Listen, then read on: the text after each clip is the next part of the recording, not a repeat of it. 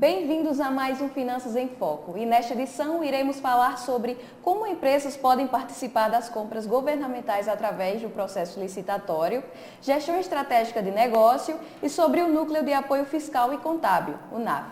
Para conversar com a gente sobre o primeiro assunto, temos aqui a presença do contador Jorge Jales. Primeiramente, Jorge, muito obrigada pela sua participação aqui no nosso programa. E eu queria saber como se dá o processo de compras públicas. Antes de mais nada, é interessante que a gente faça uma espécie de uma retrospectiva, né? De desmascarar aquela ideia que o governo, de negociar com o governo é uma coisa ruim, né? E a gente demonstrar que hoje o governo, ele cumpre com suas obrigações, né? Ele paga, vamos dizer assim, paga suas contas direitinho. Mas, para que ocorra o processo de compras governamentais, as empresas, antes de mais nada, têm que regularizar toda a sua empresa, né, no sentido de tornar as habilitações, que são as suas documentações, certidões, para que ele faça, vamos dizer assim, consiga participar das vendas que o governo realiza, né? O governo lança um edital e as mesmas têm que se enquadrar dentro daqueles padrões e normas daqueles editais. E como que funcionam as plataformas eletrônicas de compras?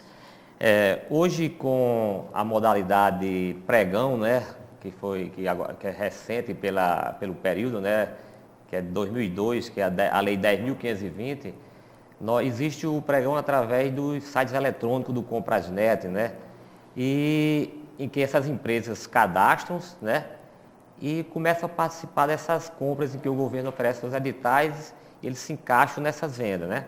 E tem as modalidades antigas, que nós chamamos da 866/93, em que essas empresas não seriam as compras eletronicamente, em que existia um contato físico entre o fornecedor e o governo, né? Seria uma negociação mais do corpo a corpo, né? Mas com o pregão não, que hoje é a modalidade que nós poderíamos até chamar a modalidade mais utilizada, né? Em que as outras já se encontram quase em desuso, mas ainda está sendo utilizada.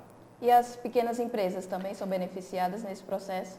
Exatamente, né? É interessante essa pergunta, porque hoje muitas micros, pequenas empresas e cooperativas, elas não sabem o espaço que existe, né? Foi criada uma lei 123 de 2006, em que abriu um espaço para que elas negociassem. Negociasse como? Foi criado alguns benefícios, né? No caso em que uma parcela do orçamento dos órgãos públicos vai ser só para abrir vendas para esse tipo de empresas, e que ela tem uma vantagem em caso de empate, ela tem a oportunidade de dar último lance, né? E mais algumas outras, até mesmo na sua regularização de documentos, né? De habilitações, tem uma exigência menor, mas... É dessa forma que elas podem participar desse processo? Mas ela tem, independente disso aí, ela tem que ter todo um cadastro, né? Uma participação. E o mais interessante seria que todos os órgãos públicos que trabalham com dinheiro do povo, do governo, ele lance seus editais em que ele contemple nesses editais dizendo que vai dar o benefício da Lei 123 de 2006. E como que o senhor avalia toda essa burocracia nesses processos licitatórios? A burocracia é interessante pelo seguinte, né, e importante, né, porque o processo de licitação, que é um processo de escolha, né, em que eu vou escolher aquele com que eu vou fazer um contrato. Então, essa burocracia vai dar uma garantia às partes, né?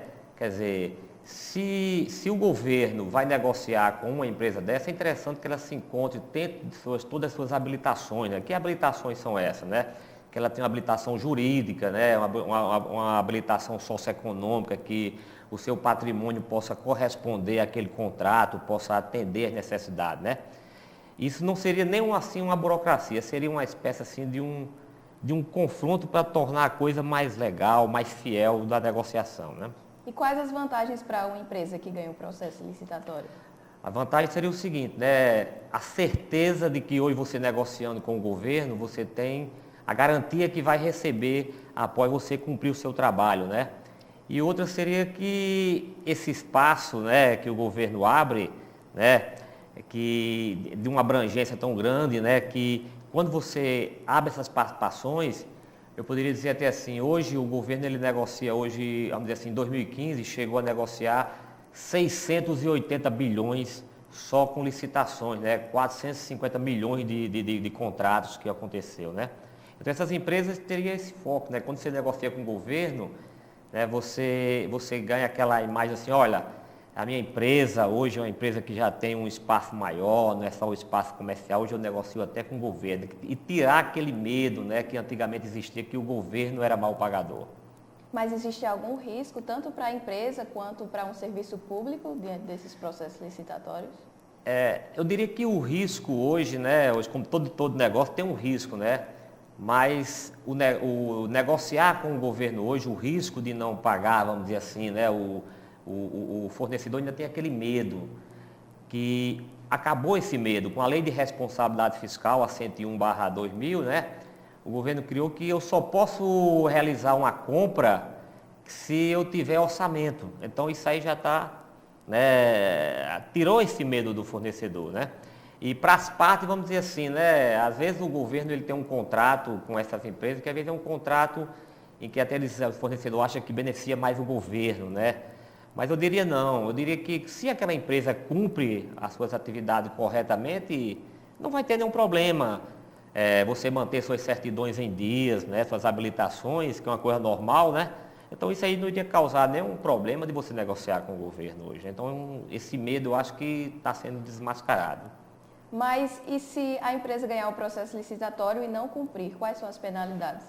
Por exemplo, uma empresa, quando ela ganha uma licitação, porque o processo licitatório é o processo de escolha daquela proposta mais vantajosa, e uma empresa X ganhou, né? E vamos supor que ela não assumiu depois o contrato. Então ela pode receber de uma advertência, né, até uma penalidade de multa, né, deixar de negociar com o governo por um certo período de tempo, né? E tem mais alguns que podem ser, dependendo se tiver alguma situação de fraude, você pode chegar até a prisões, algumas situações que nós estamos deparando hoje no mercado, né? Ok. Então, muito obrigada, Jorge, pela sua participação. E a gente volta já já com o segundo bloco. Não sai daí.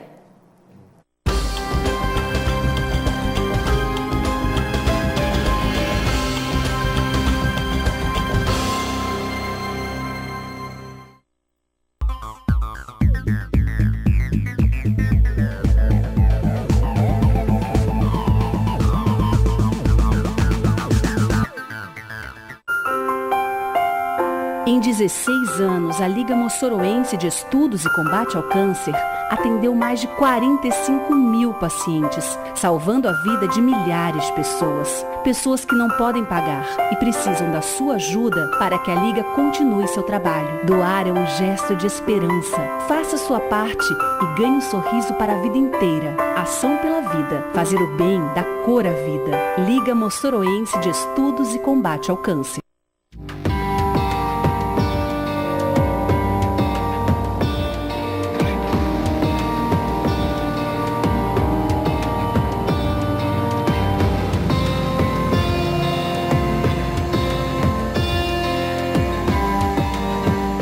Quando você decide ajudar, sua força se multiplica.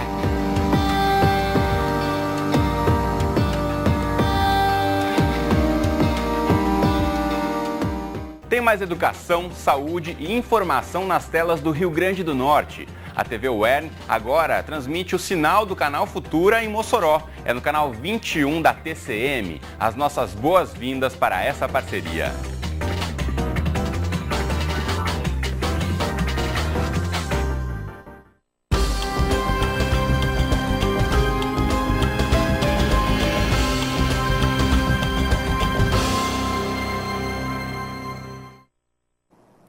Estamos de volta e nesse bloco vamos falar sobre gestão estratégica de negócio com o gerente administrativo Valdec de Oliveira. Muito obrigada, Valdec, pela sua presença no nosso programa. Primeiramente, eu gostaria de saber o que é uma estratégia empresarial. Em primeiro lugar, eu que agradeço o convite. E a estratégia, na verdade, empresarial, é bom a gente retomar do conceito de estratégia, que vem do grego e originalmente seria a arte do general. Então, a estratégia, na questão da arte do general, é porque o general ele sairia das fileiras de batalha e iria para fora do campo de batalha, onde ele poderia observar melhor o que estava acontecendo. Então, a estratégia nada mais é do que você ter uma visão de fora, no caso da empresa, uma visão de fora do negócio, para que você possa compreender melhor aquilo, o planejamento que você vai implementar na sua empresa. E qual a importância da gestão para a organização? Para a gente falar em gestão, a gestão nada mais é do que colocar em prática um plano de ação que foi elaborado pela estratégia. Então, a gestão parte dos administradores de colocar em prática tudo aquilo que foi desenhado na estratégia da empresa, para que possa efetivamente colocar em prática. E gestão estratégica é algo só para grandes empresas ou para empresas de médio ou de pequeno porte? Não, na verdade a gestão estratégica ela pode ser aplicada a qualquer tipo de empresa. Média, pequena, grande, isso aí não importa. Na verdade, toda e qualquer empresa deveria ter a sua gestão estratégica, porque faz parte do compromisso da empresa para atingir os seus objetivos. E como que um gestor deve agir para ter toda essa estratégia? Em primeiro lugar, eu colocaria 2 pontos principais. O primeiro é a visão de fora do negócio, porque muitas vezes, de tão comprometido ou dentro do operacional da empresa, principalmente nas pequenas empresas, o gestor, o administrador, ou até o próprio dono do negócio, ele está tão envolvido com o operacional que ele não consegue ter essa visão de fora.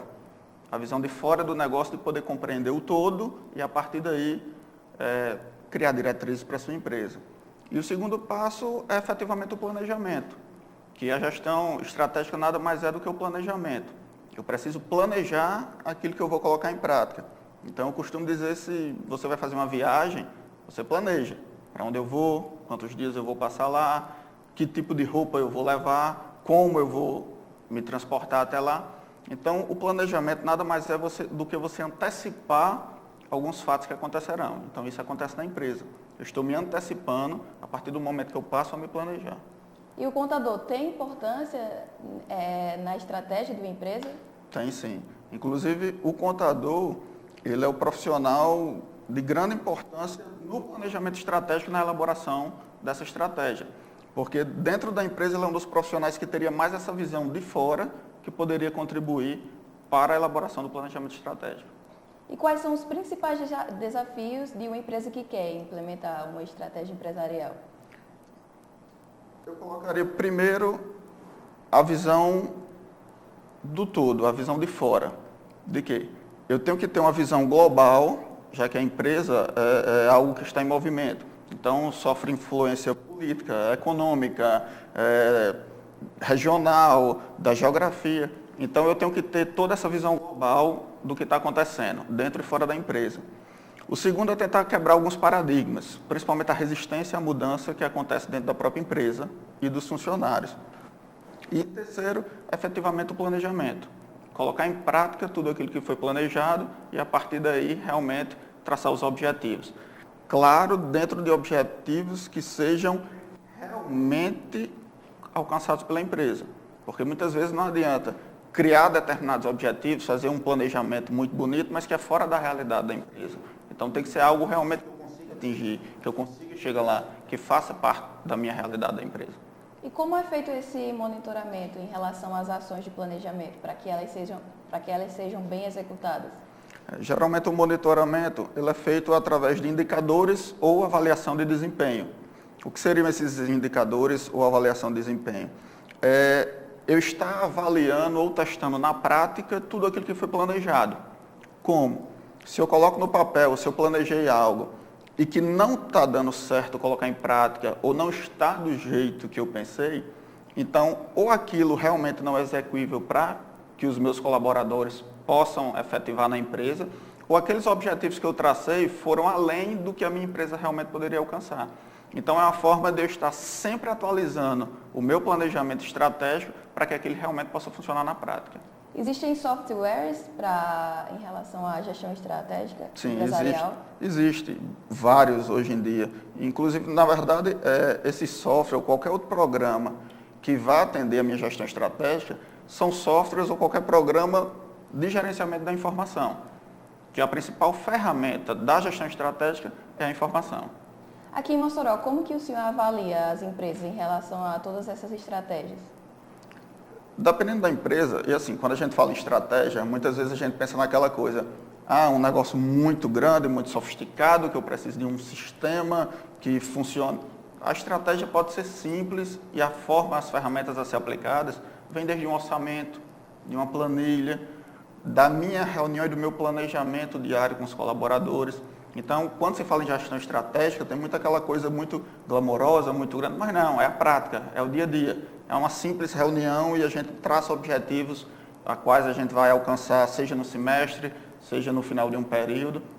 Então, são ferramentas simples. Avaliação de desempenho, os pontos fortes e fracos, aonde eu quero chegar, são coisas bem simples, nada fora do... Fazendo uma avaliação, o senhor acha que alguma empresa moçoroense peca em algum aspecto? Peca, sim, tanto desde a pequena como a grande, por falta de planejamento. Então, a gente tem um costume aqui, não só na cidade, mas em várias outras cidades, da questão do empresário, que ele administra seu próprio negócio. Então, ele tem muito a questão dele achar que o feeling dele, de não, eu acho que é assim, então assim vai dar certo, eu sempre fiz desse jeito, e a coisa está mudando muito rápido. Não dá mais para você administrar ou planejar dentro daquilo que você achava que dava certo ou que você acha que aquilo vai funcionar. A coisa hoje é muito dinâmica, sofre muita influência externa. Então, geralmente, a própria falta de preparo dos gestores, administradores ou do próprio dono do negócio é o que causa essas falhas no desenvolvimento da empresa. E é um planejamento que tem que ser feito em conjunto. Também. Exatamente, com todos os seus colaboradores. Não só vindo de cima para baixo, mas a participação de todos. E assim dá para obter mais resultados positivos. Sim, com certeza. Então, muito obrigada, Valdec, pela sua participação no nosso programa. E a gente volta já já com o terceiro e último bloco falando sobre o NAF.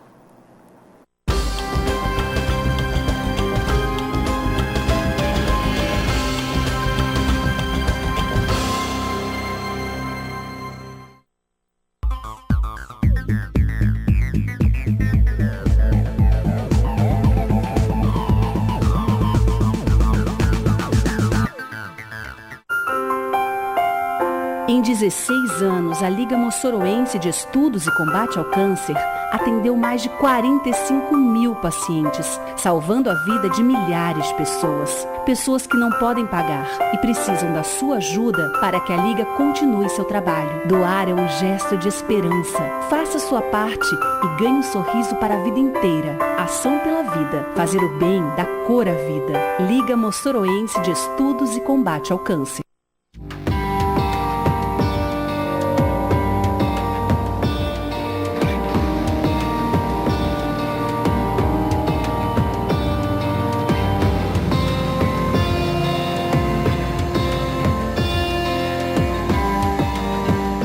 Quando você decide ajudar, sua força se multiplica.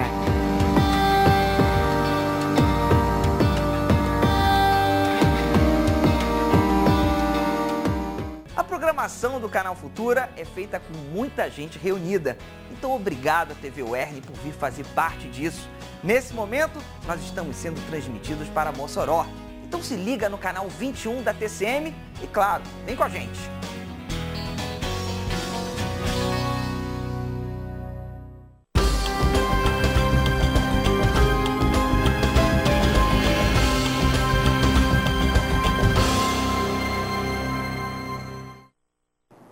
Estamos de volta com o terceiro e último bloco. E recentemente a Receita Federal em Mossoró e a UERN assinaram um acordo de cooperação para a instalação de um núcleo de apoio contábil e fiscal, o NAF. E quem vai falar com a gente agora é o próprio coordenador do NAF, o Sueldo Câmara. Primeiramente, Sueldo, muito obrigada pela sua presença mais uma vez aqui no Finanças em Foco. E agora eu gostaria de saber o que é o NAF.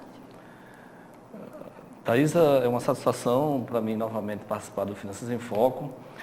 E dessa vez para falar sobre o NAF, né, o Núcleo de Apoio Fiscal e Contábil, que a UERN, por meio do Departamento de Ciências Contábeis, do curso de Contábeis, firmou acordo de cooperação técnica com a Receita, exatamente para trabalhar orientação de caráter de educação tributária e fiscal para a comunidade. E como se deu todo esse processo para que houvesse essa parceria entre a Receita Federal e a UERN? Na verdade, os núcleos de apoio contábil e fiscal é um projeto da Receita Federal do Brasil e ela desenvolve esse projeto por todo o país, em parceria com instituições de ensino superior, somente com universidades. E aqui no Rio Grande do Norte, a UERN, com o curso de Ciências Contábeis, teve a satisfação de entrar em contato com a Receita, de buscar esse projeto, de buscar essa parceria. A Receita foi bastante receptiva e nós conseguimos fechar o acordo de cooperação técnica e já estamos em processo de implementação do núcleo aqui nas dependências da universidade. E o que os estudantes irão aprender? Isso assim é o ponto principal, digamos assim, do projeto. Não só pelo aprendizado dos alunos, que o projeto não deixa de ser uma atividade de extensão, e nós sabemos que a universidade se faz com ensino, pesquisa e extensão, como também a própria capacidade que a Receita tem de ampliar as suas orientações do ponto de vista contábil, fiscal e tributário. Nós sabemos que hoje, com o advento do MEI, por exemplo, do microempreendedor individual, que são aqueles empreendedores que faturam até R$60 mil por ano e podem até ter um empregado, contribuir para a Previdência, foi um dos grandes avanços na questão tributária do país, na medida que esses empreendedores que vivem na informalidade, eles podem hoje se formalizar, contribuir para a Previdência e também empregar, emitir nota fiscal, ou seja, se formalizar. E a demanda para esse serviço tem sido grande, né? A Receita Federal e outros órgãos que trabalham com a questão tributária e legalização de empresas, de orientação a empreendedores, como o próprio SEBRAE, atendem uma demanda grande. Então, a universidade passa a colaborar também com essas orientações a esses empreendedores, a esses cidadãos que muitas vezes necessitam de uma orientação maior de como se formalizar, dos procedimentos técnicos, operacionais, para poder realmente se formalizar. E o núcleo, através dos alunos, que serão treinados pela Receita Federal, serão selecionados pelo Departamento de Contábeis, por meio de edital, eles participam de capacitações na Receita e eles passam a atender o público na nossa universidade, não só em relação ao MEI, mas também a imposto de renda, que é uma área que exige muita demanda, né? As pessoas têm muitas dúvidas, muitas vezes. Legalização de pequenas empresas. Então, todas essas orientações serão feitas pelos alunos que serão capacitados pela Receita Federal. E eles podem também trabalhar como multiplicadores aqui dentro da universidade. Ou seja, ganha a universidade, a partir do momento que ela cumpre o seu papel de prestar serviço à sociedade, ganha a Receita Federal, que amplia a sua capacidade de orientação, e ganha o aluno pelo fato dele vivenciar a prática contábil, em alguns aspectos da prática contábil, que inerente à sua futura profissão. E como que foi a reunião de instalação do projeto? A reunião foi muito proveitosa, a assinatura do termo de cooperação técnica. Nós contamos com a presença de alguns professores do departamento, contamos com a presença do chefe do nosso departamento, o professor Sérgio Luiz, contamos com a presença do diretor da Faculdade de Ciências Econômicas, o professor José Neto Mendes, e com a coordenadora do NAF na Receita, a Ellen, o Willo Marques, que é o delegado da Receita, que também coordenou a reunião.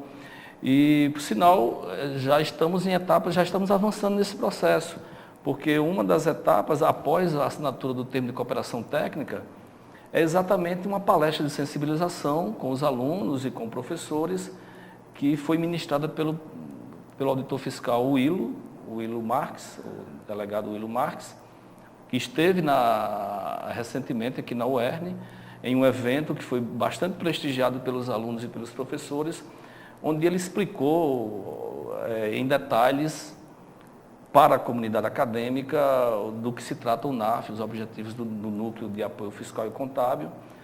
E realmente nós estamos percebendo um entusiasmo por parte dos alunos, uma boa receptividade, e certamente o NAF irá se consolidar no curso de Ciências Contábeis aqui da universidade. Está nascendo, né? É algo que está nascendo, mas nós vamos empreender esforços para que esse projeto se consolide e realmente seja algo útil à sociedade e à comunidade acadêmica e também à própria Receita Federal que coordena esse projeto. E quais são os aprendizados que os alunos levaram para o mercado de trabalho? Certamente em questões tributárias, fiscais, de legalização de empresas. Esses serão os principais aprendizados. Nós sabemos que hoje no Brasil ainda a questão da gestão tributária nas empresas, de legalização de empresas, é algo ainda complexo.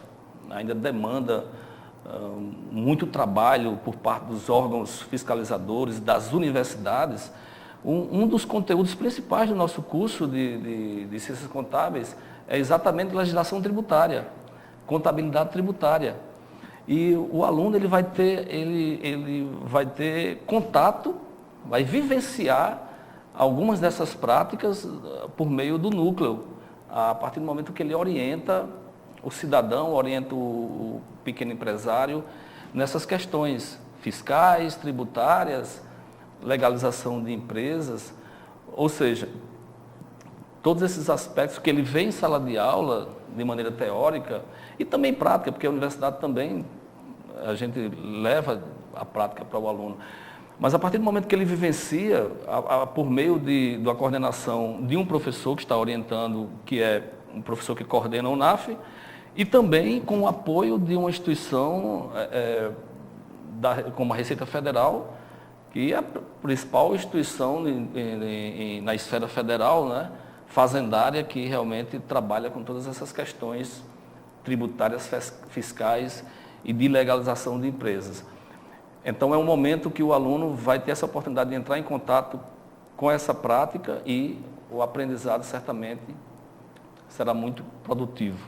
Ok, obrigada, Sueldo, mais uma vez pela sua participação aqui no nosso programa. E o Finanças em Foco chegou ao fim, mas você pode acompanhar todo o nosso conteúdo pelas redes sociais e também pelo youtube.com/wernTV. A gente se vê no próximo programa. Tchau!